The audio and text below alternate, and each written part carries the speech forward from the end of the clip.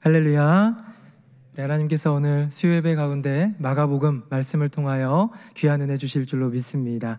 아마 그냥 늘 수요예배 나오셨던 분들은 수요일마다 늘 나왔는데 라는 익숙함이 있을 텐데요. 지난 주까지 해서 그 교회학교 우리 어린이들 또 중고등부 아이들 포함하여서 이제 제자훈련을 쭉 진행했고 지난주에 수료식을 했지요. 그러다 보니까 그동안 수요 예배 동안에요, 우리 교회학교 교육자들과 또 몇몇 선생님들은 지금 8주였나요, 목사님? 8주 동안 예배를 못 드렸어요. 장준원 전사님 보고 오랜만이다 라는 생각도 들고, 또 부감님이라든지 이렇게 여러분들이 지금 수요 예배를 나와서 말씀도 듣고 예배도 드리고 싶어하는 그런 소망이 있는데, 또 교육이라는 귀한 사명을 위해서 헌신하느라 8주 동안 못 드리다가 또 드리는 분들에게는 또 은혜이자 감격 아니겠습니까?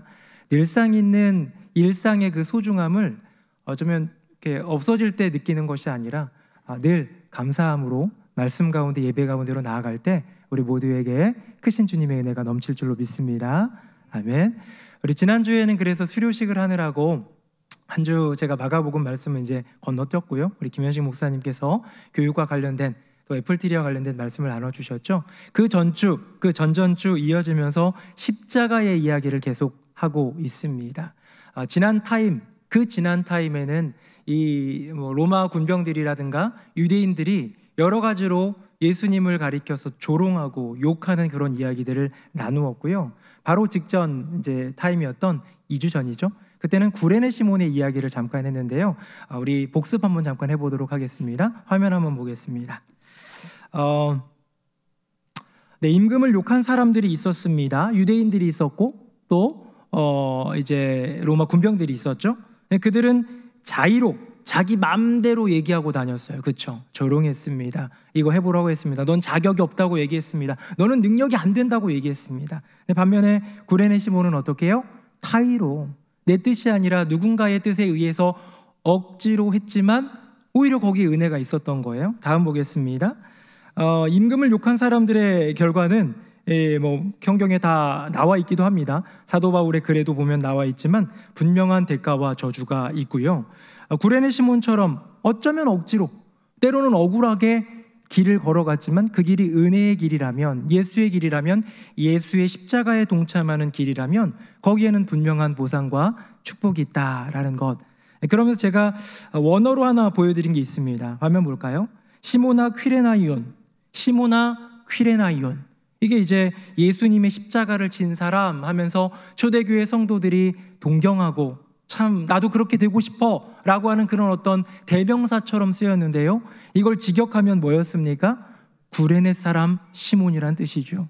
구레네 쪽에서 온 시몬이라는 사람, 어쩌면 그것이 하나의 대명사가 되어가지고 나도 시몬처럼, 나도 구레네 그 촌뜨기 시몬처럼 예수님의 십자가에 동참하고 싶다라는 그런 마음들을 초대교회 사람들이 품었다라는 것. 그래서 구레네 시몬에게는 가문의 축복이 있었고 십자가에 동참하는 은혜가 있었다, 이렇게 얘기를 했습니다. 자, 이제 드디어 예수님이 십자가에 달려 돌아가십니다. 지난 두어 주간은 십자가를 지기까지 그거를 끌고 가는 그런 과정 속에서 욕하고 조롱하고 침뱉는 사람과 또 그것을 묵묵히 말없이 함께 지면서 걸어온 시몬에 대한 이야기를 나누었다면, 오늘 이제 십자가로 들어가게 되는데요. 십자가에 대한 이야기는 계속해도 하고 해도 또 해도 많이 나올 만한 이야기가 당연히 십자가일 텐데요. 저는 오늘 마가복음 15장 본문 33절부터 41절까지의 이야기를 보면서 여러 가지 들려오는 소리를 느낄 수 있었어요. 보이스, 영어로 보이스, 누군가의 소리, 내 부류의 존재의 소리를 한번 들어보도록 하겠습니다. 십자가, 거기서 들린 목소리. 화면 한번 보겠습니다. 우리 34절 같이 한번 읽어봅시다. 시작. 제9시에 예수께서 크게 소리 지르시되 엘리 엘리 라마 사박다니 하시니, 이를 번역하면 나의 하나님 나의 하나님 어찌하여 나를 버리셨나이까 하는 뜻이라. 아멘.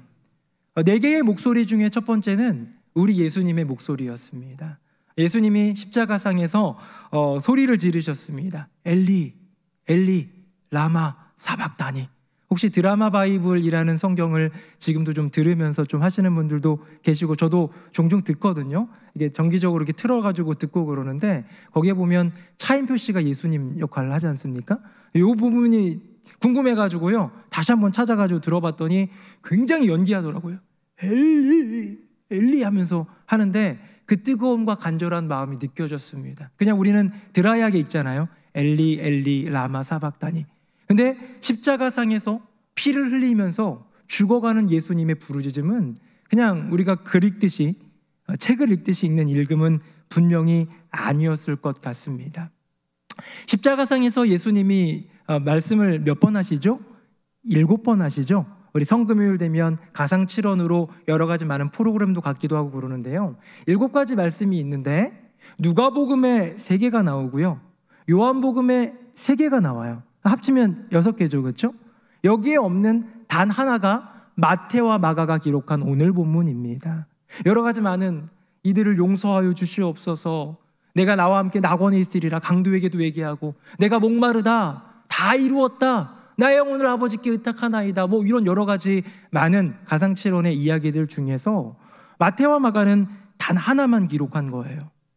마태와 마가는 예수님이 십자가상에서 이것만 말했다라고 생각하지는 않았을 거예요. 왜냐하면 사도 요한도 있고 그 기록들을 보면 많이 있는데요, 마태와 마가는 그 중에서도 이것만큼은 꼭 넣고 싶었기 때문에 넣었던 것 같습니다. 여러분, 무엇을 넣습니까? 아버지 하나님과 아들 예수의 완전한 분리를 얘기합니다. 혹자는 얘기합니다. 예수님의 고통 중 가장 큰 것은 바로 이 고통이었다. 꽤 오래된, 이제는 벌써 몇 년 된 것 같은데요, 패션 오브 크라이스트라는 그 예수님 순환 영화를 아실 거예요. 거의 예수님 오병이어나 이런 공생의 이야기가 아니라 이 순환의 그 며칠 동안에 초점을 맞춰가지고 사실적으로 표현을 해서 막 살점이 뜯어져 나가고 이런 것들을 보면서 우리 아이들에게는 차마 보여주지 못하는 그럴 정도의 사실적인 그런 묘사의 그런 영화를 우리가 알고 있는데요, 여러분, 거기에 예수님이 이 채찍 맞으면서 살점이 뜯겨져 나가는 것, 그 뾰족한 가시면류관을 씌울 때 이마가 막 피가 나면서 흐르는 것, 또 시몬이 대신 져주기 전까지 그 무거운 십자가를 질질 끌고 가면서 넘어지시고, 또 결국은 십자가에 못 박히고 달리시는 그런 고통들을 아주 사실적으로 표현을 좀 했지 않습니까? 근데 누군가가 이렇게 얘기합니다. 예수님의 순환은 3가지의 고통이 있는데 그 중에 1단계의 고통이 바로 육체의 고통이라는 거예요. 그 영화는 겉으로 드러나는 어떤 고통을 담아내야 했기 때문에 그것에 초점을 맞췄을 뿐, 그거는 1단계라는 것이죠. 물론 1단계도 우리가 무시하거나 아니면 좀 작다, 별거 아니다 라고 여길 수 없을 끔찍한 고통인데요, 이렇게 얘기하고 있습니다. 고통의 단계 1단계는 당대 최악의 형틀을 통한 육체의 고통. 우리 이거 얘기 많이 들었잖아요. 영화로도 많이 보고, 또 생각하면 막 아플 것 같고 막 두려운 2단계가 있습니다. 더 깊은 고통일 수도 있는데요, 2단계는 무엇이냐면 죽기까지 사랑하신 제자들의 배신과 부인이라고 합니다. 어쩌면 우리가 몸에 상해를 입고 어려움을 겪는 것보다 정말 사랑하는 사람, 내지는 믿었던 친구, 심지어 가족에게까지 배신을 당할 때에 그 잊혀지지 않는 그 상처, 여러분 더 크지 않습니까? 예수님은 3년 제자들과 동고동락했을 뿐만 아니라 그들의 인생을 건져주신 분이고, 그들에게 새로운 비전, 그냥 어부가 아닌 사람 낚는 어부의 꿈을 일러주시고 기다리시고 기다려주시고, 요한복음 13장에 보면 사랑하시되 끝까지, 죽기까지 사랑하신 그 사랑임에도 불구하고 배신했다 가룟 유다, 부인했다 베드로, 다 도망갔다 나머지 제자들. 여러분, 그것이 가져다주는 고통은 이루 말할 수 없는 고통이었다. 근데 여기에 3단계의 고통이 있습니다. 3가지 고통 중에서 가장 극심했던, 주님이 견디기 어려웠던 고통은 무엇이냐면 온전한 하나됨을 이루는 아버지로부터의 철저한 버림받음이었다고 합니다. 여러분, 여러분의 부모님을 한번 생각해 보세요. 여러분이 잘 되도록 길러주시고, 여러분의 자녀를 한번 생각해 보세요. 눈에 넣어도 안 아플 것 같은 그런 어린 아이 때부터, 낳을 때부터 길러주고 사랑해줬던 그런 기억이 있지만, 그럼에도 불구하고 자녀와 나는 다른 객체입니다. 나와 부모님은 내가 아무리 같이 있으려고 해도 존재 자체가 달라요. 근데 아버지 하나님과 예수 그리스도, 독생자 예수 그리스도는 어떤 분이십니까? 보혜사 성령님과 더불어 완벽한 하나됨을 이루는 분 아닙니까? 하나됨이 있지 아니한 순간이 없는, 영원부터 영원까지 끝까지 하나됨을 이루시는 그런 삼위일체 여호와 하나님, 또 성자 예수 그리스도, 보혜사 성령님인데, 이 사건으로 말미암아 버림받은 거예요. 예수님이 말씀하십니다. 엘리 엘리 라마 사박다니, 나의 하나님 나의 하나님 어찌하여 나를 버리시나이까. 이 버림받음, 이것이 가장 큰 고통이었다. 오늘 네 가지의 보이스, 네 가지의 십자가 위에서 들렸던 네 개의 목소리를 좀 배우고 있는데요. 첫 번째는 예수님의 절규입니다. 아버지를 향한 부르짖음. 어쩌면 십자가에 달려서 형을 집행당할 때에 억울하게 나를 십자가에 매단 유대인들을 바라보며 원망할 수도 있고, 본디오 빌라도를 바라보면서 뭔가를 탓할 수도 있고, 보이지는 않지만 만난 적은 없지만 결국 나를 사용시키는 황제를 향하여서도 무언가를 표현할 수도 있는데요. 예수님은 그 어디에게도 절규하거나 부르짖지 않았습니다. 오직 아버지께만. 왜요? 나의 십자가의 모든 것을 책임지시고 주권적으로 역사하시는 분이 누구다? 황제가 아니라는 거예요. 본디오 빌라도가 손 씻고 넘겨줬기 때문이 아니라는 거예요. 예수를 십자가에 못 박으시오 라고 외쳤던 저들 때문이 아닌 거예요. 물론 그 모든 일들로 말미암아 본디오 빌라도도, 황제도, 우리 모든 유대인들을 비롯한 우리 인간 모두가 다 예수를 십자가에 못 박은 책임을 져야겠지만, 이 모든 일들을 이루신 분은 누구시다? 여호와 하나님의 계획과 섭리 가운데 있다라는 것을 분명히 알았던 아들 예수 그리스도의 절규였습니다. 그럼 두 번째 한번 볼까요? 두 번째 목소리 화면 보겠습니다. 37절 제가 읽고 38절 같이 읽어봅시다. 예수께서 큰 소리를 지르시고 숨지시니라. 이에 성소 휘장이 위로부터 아래까지 찢어져 둘이 되니라. 아멘. 첫 번째 보이스였던 예수님의 음성, 엘리 엘리 라마 사박다니 있습니다. 성경에 기록되어 있어요. 세 번째, 네 번째 계속 이어지는 보이스, 그 음성도, 그 목소리도 있는데요. 하나님의 음성은 어디에도 없습니다. 오늘 본문에 하나님이 이렇게 말씀하셨다, 마치 사무엘을 부르실 때처럼 사무엘아 사무엘아 다윗 하면서 부르시는 그런 장면이 없어요. 어디에도 주님의 음성은, 아버지 하나님의 음성은 없지만, 이 언어로서 표현하지 않은, 목소리로서 들려지지 아니하는 무언의 주님의 음성, 무언의 주님의 메시지를 우리는 분명히 알 수 있는 것이죠. 그게 뭡니까? 성소의 휘장이 찢어져 버린 거예요. 어느 순간, 지금 거의 한 6시간 동안 이어져고 있는 십자가 처형의 순간이거든요. 근데 예수님께서 큰 소리를 지르시고 숨지시자마자, 주님이 그 모든 고통을 끌어안으시고 숨지시자마자, 십자가의 그 형틀 가운데서 운명하시자마자 성소의 휘장이 찢어져 버립니다. 여기 찢어지다라는 단어, 헬라어 원어는 스키조라는 건데요, 스키조라는 단어의 수동태입니다. 그러니까 뭐 찢는다, 이거 찢어볼까요? 하는 그런 찢는다 개념이 아니라 누군가에 의해서 찢겨졌다는 거예요. 그럼 누가 찢은 겁니까? 여호와 하나님이시죠. 바람이 찢은 게 아니에요. 오랜만에 들어간 대제사장이 찢은 게 아니에요. 다른 어떤 천재지변이 찢은 것이 아니라 여호와 하나님이 찢으신 것이다. 우리는 이 내용을 얼추는 알고 있습니다. 휘장이 찢어졌다. 그동안 율법이라는 거대한 짐, 유대인들을 어깨를 짓누르던 그 율법이 이제는 해방됐어. 뭐 여러 가지 뜻도 맞을 수 있는데요. 근본적인 그 뜻, 근본적인 의미는 히브리서에 기록되어 있습니다. 화면 보겠습니다. 제가 19절 읽어볼게요. 그러므로 형제들아, 우리가 예수의 피를 힘입어 성소에 들어갈 담력을 얻었나니, 20절 같이 읽어볼까요?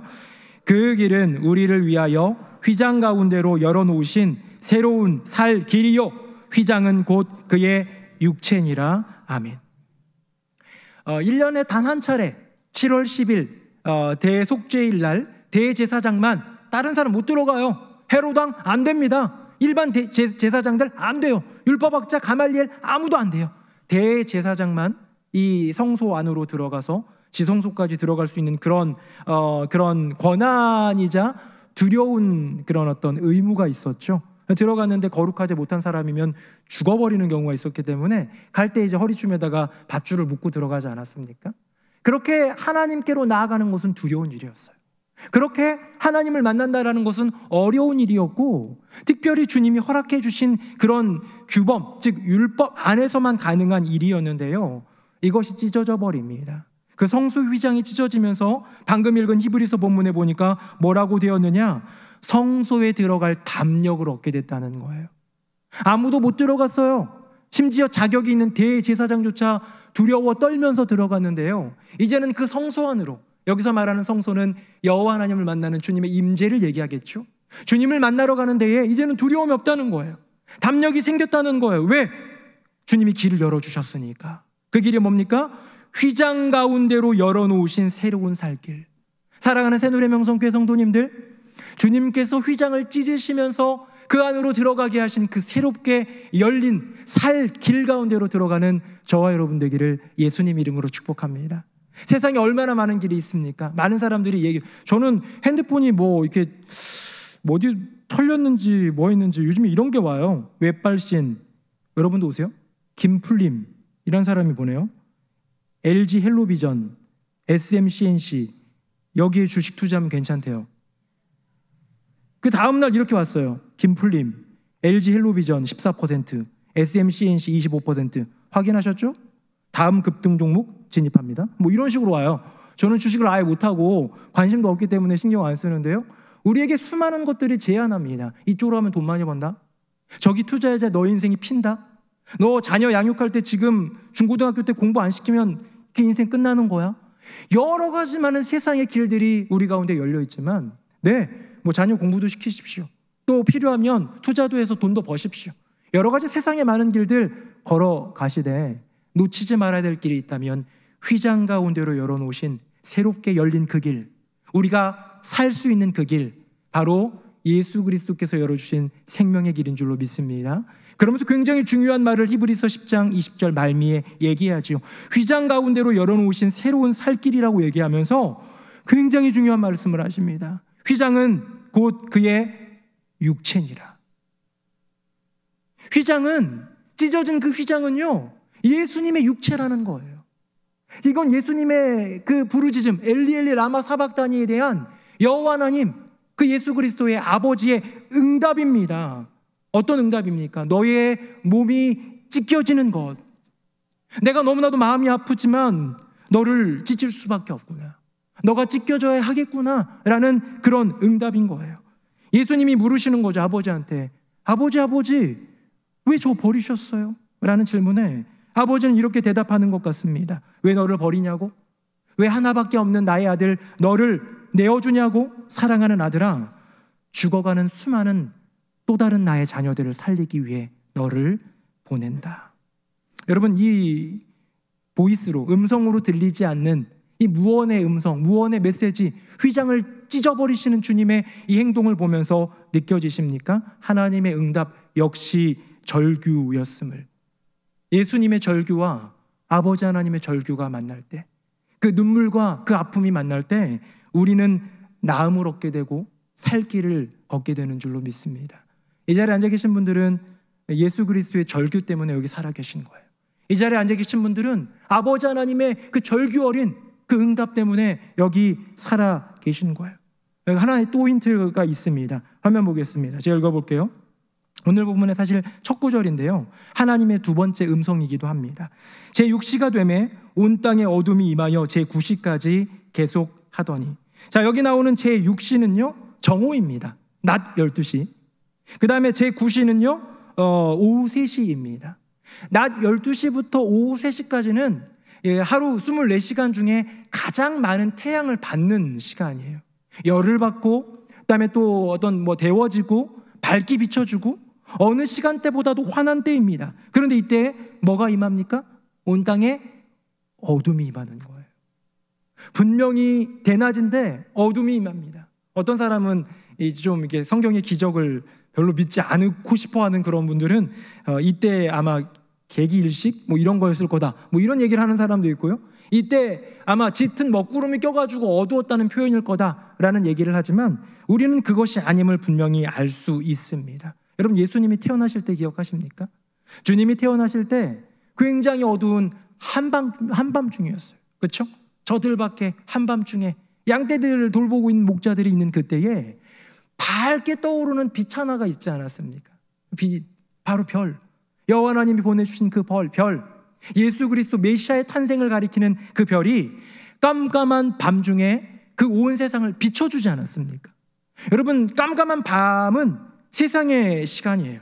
세상의 시간인데 여호와의 하나님의 시간은 밝게 비추는 거예요. 세상의 시간은 12시부터 오후 3시까지 아주 환하고 밝은 세상이어야 하는데요, 하나님의 시간은 그렇지 않았어요. 하나님은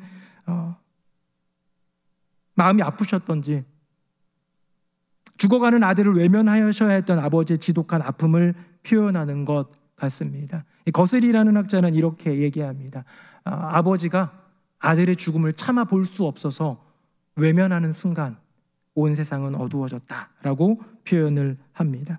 여러분, 여기에 우리가 선택해야 될 현실이 하나 있는 것이죠. 지난주일 안예배 말씀을 우리가 들었던 것처럼 우리에게는 주어진 일상이라는 현실이 있습니다. 이 세상 크로노스의 시간을 따라 움직이는 이 모든 시간, 째깍째깍 오늘 6월 2일 이제 오후 8시를 향해 가고 있는 이런 모든 그런 시간을 따라 가고 있지만 우리는 동시에 어디를 바라봐야 됩니까? 여호와 하나님의 세계를 바라보는 거예요. 온 세상이 환하지만 주님이 눈물 흘리고 계시다면 우리가 그 흑암 가운데 머물 줄 알아야, 온 세상이 어둡지만 여호와 하나님이 빛을 비춰주신다면 그 빛을 누리며 바라보며 따라갈 줄 알아야 하는, 우리가 몰입해야 하는 현실은 여호와 하나님의 세상인 줄로 믿습니다. 저는 새누리명성교회 성도님들이 이 세상을 떠나서 그냥 너무 붕 떠있는 채 그 수도원 생활만 하는 그런 성도님들 되기 원치 않아요. 각자의 직장에서, 각자의 일터에서, 각자의 삶의 자리에서 또 살림을 하면서, 육아를 하면서, 자녀를 돌보면서, 부모님을 공경하면서 이 세상에 살아가면서 바른 길을 걷고 모델이 되고 모범이 되는 길을 걷되 나의 중심은, 내가 몰입해야 될 그곳은 이 세계가 아니라 하나님의 세계를 분명히 알며 믿음으로 걸어가는 사람들. 이제 두 가지의 목소리를 우리는 말씀을 통해서 나누었습니다. 첫 번째 목소리는 예수님의 절규였고요, 두 번째 목소리는 하나님의 응답이었는데 그것 역시 절규였음을 우리는 배우게 됐죠. 처음 두 가지는 하늘의 목소리였습니다. 이제 땅의 목소리로 들어가 볼 차례인데요, 화면 보겠습니다. 35절 제가 읽고 36절은 같이 읽어봅시다.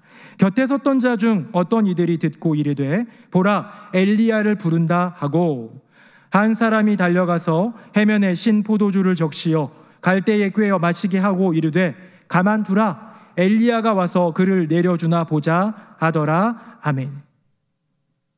여러분, 이 와중에도 주님의 부르짖음 절규, 아버지 하나님의 무언이었지만 그 휘장을 찢으시면서 아파하시던 아버지 하나님의 절규 가운데서도 예수를 조롱하고 있는 사람이 있는 것이죠. 끝난 줄 알았습니다. 예수님이 십자가를 지고 걸어가실 때 침을 뱉고 조롱하고 마음껏 놀렸던, 조롱했던 수많은 사람들, 이제는 그칠 줄 알았는데요, 주님이 죽어가는 그 순간까지 조롱하는 사람이 있었다는 것이죠. 저는 오늘 본문에 있는 이야기를 보면서 예수님을 조롱하는 사람들의 특징을 보게 됩니다. 여러분, 잘 한번 들어보세요. 나랑은 상관없지, 내가 왜 예수님을 조롱해? 라고 생각하지 마세요. 언제나 예수님의 십자가 예수님을 못 박은 사람이 나라고 고백해야 하듯 어쩌면 우리도 지금 우리의 인생, 삶 속에서 주님을 조롱하고 있을지도 모르니까요. 한번 들어보십시오. 예수를 조롱하는 사람의 첫 번째 특징은 뭐냐면 잘못된 이해, 자기 생각으로 분석을 맞춰버립니다. 방금 읽은 본문 볼까요? 지금 예수님이 뭐라고 부르짖으셨어요? 엘리 라마 사박다니 하셨잖아요. 그렇죠? 나의 하나님이란 뜻이에요. 엘리 하면요, 리가 나의고요, 엘은 하나님인 거 우리 대충 아시죠? 베델 하면 하나님 집인 것처럼 엘리 하고 있는데 앉아있던 사람이 엘리야 부르나 보다 싶었다는 거예요. 그럼 엘리야는 무슨 뜻일까요? 엘리까지는 똑같아요. 나의 하나님.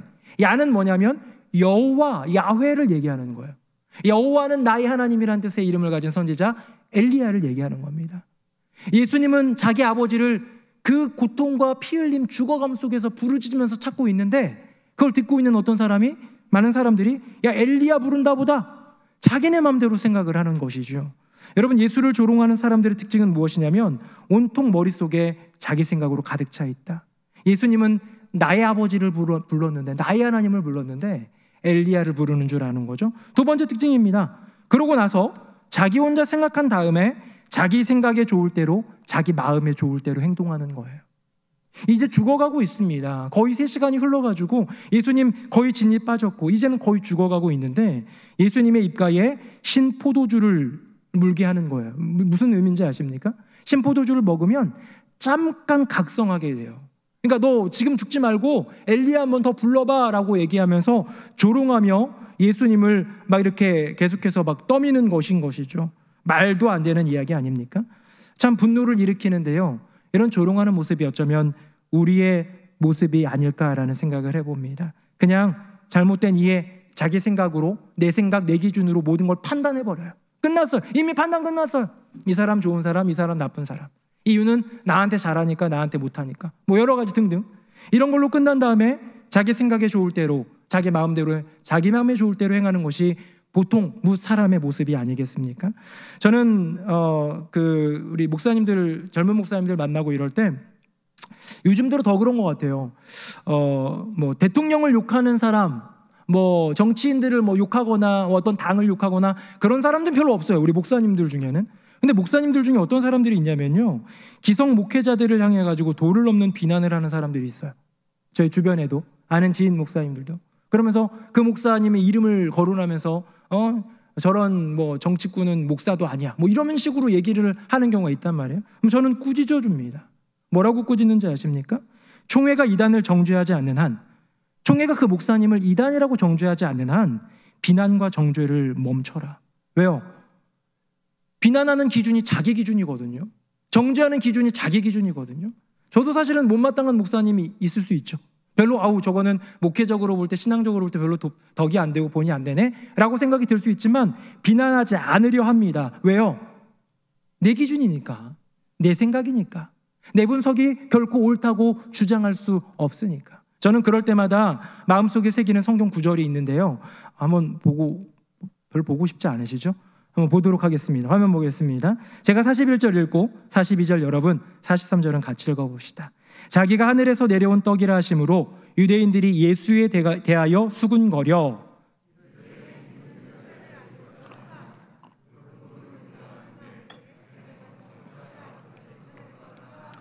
같이요. 예수께서 대답하여 이르시되 너희는 서로 수군거리지 말라. 아멘. 예수님이 요한복음 그 6장에서 말씀하십니다. 나는 하늘에서 내려온 세상의 떡이다. 뭐 여러 가지 에고 의미가 참 요한복음에 많잖아요. 나는 양의 문이다, 나는 선한 목자다, 뭐 많이 있는데요, 나는 생명의 떡이다, 세상에 주신 하늘의 떡이다, 이런 말씀을 하셨단 말이에요. 근데 유대인들이 어떻게 합니까? 무슨 소리 하는 거야? 저 사람 아빠가 요셉이잖아, 엄마 마리아고, 내가 다 알아. 자기 무슨 하늘에서 내려온 정신 나간 거 아니야? 라고 예수님께 물어보는 것이 아니라 수군거리는 거예요. 수군거리는 거. 자기네끼리. 여러분, 수군거림의 특징이 뭔지 아세요? 내가 조금 수군거렸는데요, 누가 동의해 주잖아요, 진리가 돼버려요. 내가 어디서 들은 이야기를 가지고 자기 생각을 덧붙여가지고 뭐라고 얘기했는데 그거 가지고 누가 동의해 주잖아요, 괜찮다고 얘기해 줘, 나도 그렇게 생각한다고 얘기하잖아요. 두 명만 만나면 진리가 돼버려요. 그렇지 않습니까? 우리 보통 내 생각 조심히 꺼냈는데 두세 명 친구들이 응원해 주면요, 자신감 붙습니다. 다 끼리끼리 만나는 거 모르고 똑같은 건데도요. 여러분, 지금 이 본문에서 예수님은 굉장히 중요한 말씀하시는데 저는 제 여기 가슴판에 새긴 구절이에요. 뭔지 아세요? 43절 맨 마지막 부분. 너희는 서로 수군거리지 말라. 예수님이 말씀하세요. 수군거리지 마. 나랑 얘기해. 내게 나와. 내게 물어봐. 주님은 진리인데요, 주님이야말로 진정한 해결인데요, 그분께 물어가고 그분께 기도하고 그분께 부르짖어야지 우리끼리 수군거려서 되겠습니까? 저는 예수님을 조롱하는 사람들 누구일까 생각했는데 수군거리는 사람들, 자기끼리 수군거리며 자기의 옳음 따라 얘기하는 사람들, 좀 더 나아가 저는 이 예수를 조롱하는 사람들이 십자가가 더 이상 필요 없다고 생각하며 사는 인생들이 아닌가 싶습니다. 왜? 이제 내가 살만하거든요. 내가 주인공이거든요. 더 이상 내 인생 가운데 주인으로 예수 그리스도를, 그분의 십자가를 중심에 모실 이유가 없는 사람들, 사랑하는 새노래명성교회 성도님들, 수요예배 본당에 나올 정도 되고 이렇게 영상을 통해서 시청하실 정도 되면 그래도 믿음 지키고 그래도 신앙을 갖고 가는 여러분들인데요, 우리가 하루를 살아가며 한 주를 살아가며 이 안에 예수 그리스도의 십자가를 잘 모시고 있습니까? 아마 안 모시는 분들은 그분들이 나빠서가 아니에요. 신앙이 부족해서라기보다 십자가가 별로 필요 없어서일 겁니다. 돈이 있거든요. 뭐 돈이 없어도 먹고 사는데 문제는 없거든요.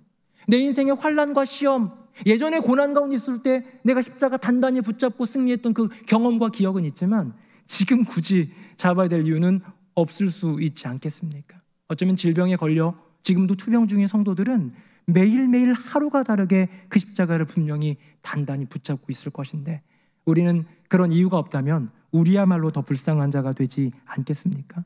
예수를 조롱하는 자, 어찌 우리가 예수를 조롱한다고 말할 수 있겠습니까? 상상도 안 해봤는데요. 그러나 예수님의 십자가 이제는 더 이상 필요 없습니다 라는 마음의 고백을 한다면, 우리의 손과 발이 그렇게 움직인다면, 우리의 삶이 그렇게 살아가고 있다면 우리는 어쩌면 예수를 조롱하는 사람이 되고 있는 것은 아닐까 경계해봐야 되겠습니다. 마지막입니다. 이제 네 번째 고백, 네 번째 보이스 소리죠. 화면 보시고요. 39절 같이 한번 읽어봅니다. 시작. 예수를 향하여 섰던 백부장이 그렇게 숨지심을 보고 이르되 이 사람은 진실로 하나님의 아들이었도다 하더라. 아멘. 여러분, 오늘 본문에 나오는 백부장은 성경에 보면 백부장들이 많이 나오니까요. 잘 알지만 10부장은 10명의 이렇게 좀 부하를 데리고 다니는 사람이고 50부장은 50명, 백부장은 100명입니다. 가끔 나오는 천부장은 몇 명? 1000명. 그럴 정도 이제 권한이 있는 그런 사람들이라고 할 수 있는데요. 오늘 본문에 나오는 백부장은 로마의 백부장이고 지금 여기 굉장히 중요한 힌트가 하나 있는데요. 39절 맨 앞에 보면 백부장을 꾸며주는 말에 예수를 향하여 섰던이라고 표현되어 있죠. 많은 사람들이 예수 그리스도의 십자가 가운데 뒤에 나오지만 여인들, 오늘은 안 합니다. 여인들 이야기는 여인들이 눈물을 흘리며 따라도 왔고 조롱하며 침뱉는 사람도 있고 로마 군병도 있었지만 예수를 향하여 섰다라는 표현은 무슨 표현이냐면 이 형 집행의 책임자라는 뜻입니다. 예수님의 십자가 사형 책임지고 오늘 이 모든 과정 가운데 했던 사람이에요. 그래서 많은 주석가들의 글을 면밀히 살펴보다 보면 어떤 주석가들은 이렇게 얘기합니다. 예수님이 그 빌라도의 거기에서 고문을 당할 때도 지켜봤고, 심지어 구레네 시몬이 이렇게 지어주는 그때 과정에도 어쩌면 고문하고 채찍질하고 침뱉었던 사람 중에 한 명이었을 것이다라고 얘기하는 사람도 있습니다. 어찌됐건 그 모든 사람들 중에 최고의 책임자인데요. 책임자이기 때문에 갖고 있는 당연한 하나의 조건이 있습니다. 무엇이냐? 예수님의 십자가 처형을 처음부터 끝까지 모든 것을 지켜본 사람이라는 것이죠. 백부장, 이방인입니다. 이 사람은 예수님의 처형의 모든 처음과 끝을 지켜보았는데요. 지켜본 결과 내린 결론이 무엇입니까? 이 사람은 진실로 하나님의 아들이었도다. 이분은 하나님의 아들이야. 죄패에 이렇게 쓰여 있는 대로 유대인의 왕, 아니 유대인의 왕을 넘어 이분은 만왕의 왕이야. 이분은 온 세계가 하나님이라고 부를 만한 그 절대자의 아들 맞아라고 인정하는 믿음의 고백을 드린 것이죠. 여러분, 유대인 아까 전에 택함받은 선민이라고 불리는 유대인은 뭐하고 있었습니까? 이 심포도주 먹이면서 야 엘리야 한번 불러봐. 유대인들이 그러고 있는데 이방인은 믿음의 고백을 하는 것, 이게 하나님 나라 하나님의 세계가 아니겠습니까?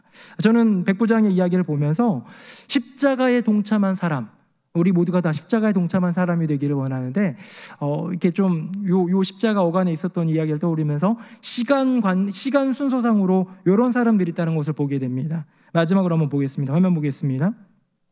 첫 번째는 누구예요? 구레네 시몬이에요. 십자가에 동참한 사람들 1번. 제가 2주 전에 설교할 때도 언급을 드렸는데요. 그 주님의 십자가를 지는 그 영광스러운 일에 동참하게 되는 첫 번째 사람이 바로 구레네 시몬이었죠. 이거는 십자가 달리기 전이죠. 다음 보겠습니다. 가상입니다. 십자가상. 십자가상에서는 누가 있습니까? 한편 강도가 있어요. 누가복음에만 나오기 때문에 우리 마가복음에는 지나가고 없지요. 근데 한편 강도도 마지막으로 은혜를 구하며 주께서 하나님 나라 이르실 때에 나를 기억하소서라는 요청에 오늘 내가 나와 함께 낙원에 있으리라 구원받는 은혜를 입지 않습니까? 마지막에 누굽니까? 예수님이 십자가상에서 가상치론을 끝낸 뒤에 마지막으로 돌아가신 그 직후, 우리가 얘기하는 그 십자가의 모든 사역이 마쳐지고 우리 주님이 다 이루었다, 나의 영혼을 아버지께 의탁합니다 라고 하면서 숨주셨잖아요. 십자가로서 모든 걸 이루셨잖아요. 그렇죠?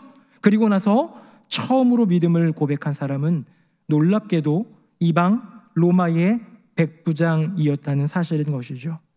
수많은 제자들이 있었지만 바요나 시몬이 있었지만 그 시몬이 아니라 구레네 시몬이 참여하게 되었고, 예수님의 오른편 왼편에 우리 앉혀주세요 얘기했던 야고보와 요한이 아닌 한편 강도가 주님의 구원을 입게 되었고, 많은 유대인들, 택함받은 백성들, 오병이어의 기적 속에서 따라다니던 수많은 이스라엘의 그 무리들이 있었지만 예수님을 만나본 적도 없을 것 같은 저 이방의 백부장이 첫 믿음의 고백을 하게 되는 것.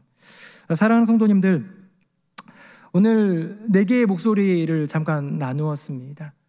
예수님의 부르짖음 그 절규, 하나님의 음성은 아니었지만 보여주셨던 그 응답, 역시 절규. 그 하늘의 그 절규가 있을 때에 어떤 사람은 끝까지 조롱했고, 어떤 사람은 인생의 가장 중요한 믿음의 고백을 드렸습니다. 사랑하는 성도님들, 여기 심장 속에, 우리 심령 속에 십자가가 있습니까? 이젠 더 이상 십자가 없어도 나는 살만해요 라고 말하는 사람은 예수님을 조롱하는 사람이 되지 않겠습니까? 제가 오늘 새벽 설교도 했는데요, 몰입의 사랑이라는 제목으로 말씀을 전했습니다. 많은 것들 중에서 나도 좀 사랑해줘 라는 원 오브 댐의 사랑이 있고, 많은 사랑들 사랑하지만 그 중에 날 제일 사랑해줘 하는 더 베스트의 사랑이 있는데요, 가장 귀하고 아름다운 사랑, 더 베스트도 아니고 only you, 당신만 사랑하겠습니다 라는 그 완전히 빠져버리는 몰입의 사랑, 너무 참 부럽고 나도 좀 그렇게 하고 싶고, 주님이 날 그렇게 사랑해 주셨으니 나도 주님 그렇게 사랑하고 싶은 마음은 있는데요, 그 첫걸음은 무엇이냐? 예수님의 십자가를 가슴에 새기는 것인 줄로 믿습니다. 조금 그런 말을 하자면 제가 이렇게 적어봤어요. 그것 없이 무슨 사랑을 하겠다고? 예수님의 십자가 여기 새기지 않고 무슨 사랑을 하겠다고? 몰입의 사랑은커녕, 선택의 사랑은커녕 여럿 중에 하나 사랑하는 것도 어려울 수 있습니다. 뭐가 없다면? 예수님의 십자가가 없다면. 사랑하는 새노래 명성교회 성도님들의 모든 분들의 심령에는 예수의 십자가가 새겨지고, 질병이 오든 가난이 오든 문제가 닥치든 환난이 오든 그럴 때만 단단하게 예수의 십자가를 붙드는 것이 아니라 평안한 일상 중에도, 행복을 주신 주님의 선물 가운데 걸어갈 때에도 예수님의 십자가 앞으로 매일 앞으로 나아가는 우리 모두가 되기를 예수님의 이름으로 축복합니다. 아멘. 우리 함께 찬양하겠습니다.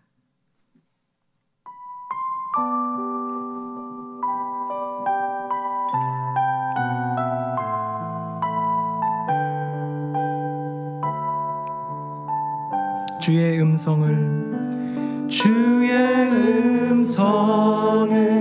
내가 들으니 사랑한다 말일세. 믿는 마음으로 주께 가오니 나를 영접하소서. 내가 매일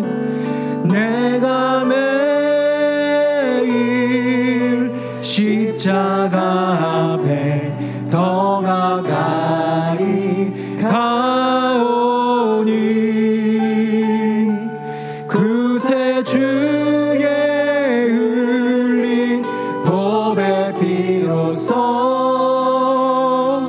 나를 정케 하소서. 주여 넓으신 은혜 베푸사 나를 받아주시고, 나의 품은 뜻 주의 뜻같이, 나의 품은 뜻 주의 뜻같이 되게 하여 주소서. 우리 간절히 고백하겠습니다. 내가 매일 십자가 앞에 더 가까이 가오니 그새 주의 흘린 보배 피로써 나를 정케 하소서. 4절입니다. 우리 구주의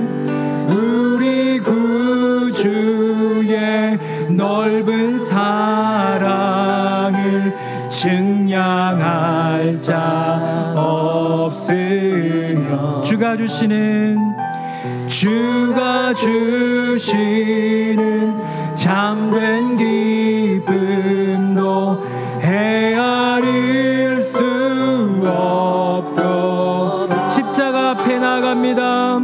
내가 매일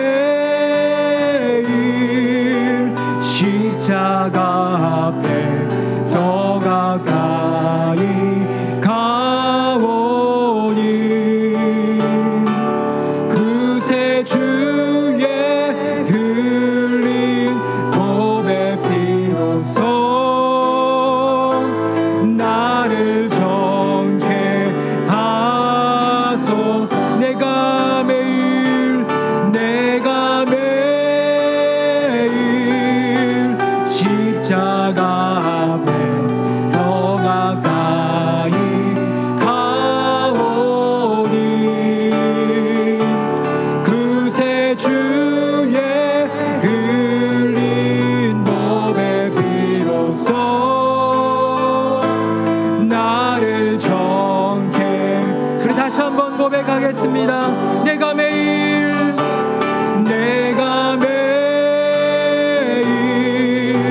십자가 앞에 더 가까이 가오니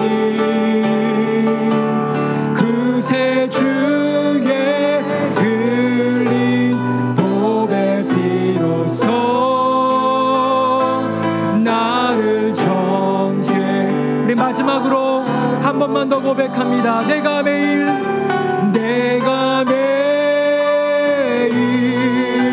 십자가 앞에 더 가까이 가오니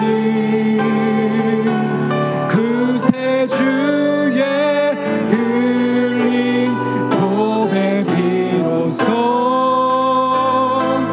나를 정케 하소서. 우리 함께 기도하기 원합니다. 우리의 심령 속에 십자가가 단 한 번도 없었던 이가 누가 있겠습니까? 십자가 때문에 살았고 십자가 때문에 살아가고 십자가 때문에 눈물을 흘리고 십자가 때문에 웃음 지었던 우리의 인생 다 똑같지요. 하지만 지금 그 십자가가 내 안에 있습니까? 이제는 더 이상 십자가 없어도 괜찮다고 그렇게 살아가는, 내가 주인공인 양 살아가는 예수를 조롱하는 그 목소리의 주인공이 되지는 않았습니까? 이 시간 기도할 때에 주님의 십자가를 나의 심령 가운데 새겨주시옵소서. 결코 잃어버리지 않게, 결코 잊을 수 없게 주님의 십자가를 새기고 매일매일 주님 앞에 그 십자가 앞으로 나아가는 인생 되게 하여 주시옵소서. 우리 두 손 들고 주님의 이름 3번 부르짖고 뜨겁게 기도하겠습니다. 주여 주여 주여. 살아계신 아버지 하나님, 우리 가운데 십자가를 회복케 하여 주시고 우리 가운데 십자가의 그 은혜를 회복하게 하여 주시고 십자가의 능력을 회복하게 하여 주시오. 주님이 죄 있는 나를 사랑하시어서 정말로 형편없는 그런 존재인 나를 사랑하셔서 나를 구원하여 주시니 그것이 모두 십자가의 능력임을, 그 위에서 흘린 보혈의 능력임을 주님 믿을 때에, 고백할 때에 그 눈물과 그 감격과 그 웃음과 그 정말 감사, 주님 그것이 사라지지는 않았습니다. 주님 가장 영광스러운 죽음, 십자가 위에서의 그 죽음을 기억하며 나의 심령 속에 다시 한번 십자가를 초청하는 놀라운 은혜, 주님 구하오니 주여 역사하여 주시옵소서. 심령 속에 십자가가 새겨지게 하여 주시고 삶 속에 십자가가 구현되게 하여 주시옵소서. 잊을 수 없는 십자가, 잃어버리지 않는 십자가, 나의 인생 가운데, 우리 새누리 명성교회 모든 성도님들의 인생 가운데 다른 모든 것 잊어버릴지라도, 다른 모든 것 잃어버릴지라도 십자가만큼은 잃어버리지 않게 하여 주시고 십자가만큼은 잊지 않는 인생 되게 하여 주시옵소서. 그리하여 매일매일 더 십자가 앞에 나아감으로 주님의 십자가와 동행하는 인생 되게 하여 주시옵소서. 아멘. 살아계신 아버지 하나님, 우리의 인생 가운데 가장 큰 선물 십자가를 선물하여 주시니 진심으로 감사드립니다. 그 선물 처음 받았을 때 너무 기뻤고 감격했고 눈물 흘렸고 행복했는데 그 십자가만으로 살아가겠다고 다짐도 했고 그 십자가만 바라보겠노라고 결심도 했는데 인생을 살다 보니 바쁜 나날들 일상을 살아가다 보니 주님의 십자가를 잊어버릴 때도 많고 때로는 잃어버릴 때도 많았던 우리들임을 고백합니다. 주님, 십자가 없이 살 수 있다라는 생각, 십자가 없이 살 수 있다라는 그런 삶 이제 다 내려놓게 하여 주시고 다시 우리의 심령 속에 주님의 그 십자가를 초청하오니 주여 임재하여 주시옵소서. 마치 영적으로 문신을 새기듯 완전히 새겨져서 더 이상 잃어버릴 수 없게, 더 이상 잊어버릴 수 없게 그 십자가를 새기며 살아가는 복된 인생들 되게 하여 주시옵소서. 택한 백성이 다 자부했지만 예수를 조롱한 인생 되지 않게 하여 주시고, 오히려 예수를 십자가에 못 박은 로마 군병이었지만 이 사람은 진실로 하나님의 아들이다, 놀라운 위대한 믿음의 고백을 드렸던 백부장처럼 그렇게 믿음의 고백으로 십자가 단단히 붙잡고 나아가는 우리 모두가 되게 하여 주시옵소서. 우리의 심령 속에 새겨주신 십자가, 그 십자가의 주인이신 예수 그리스도의 이름으로 기도드립니다. 아멘.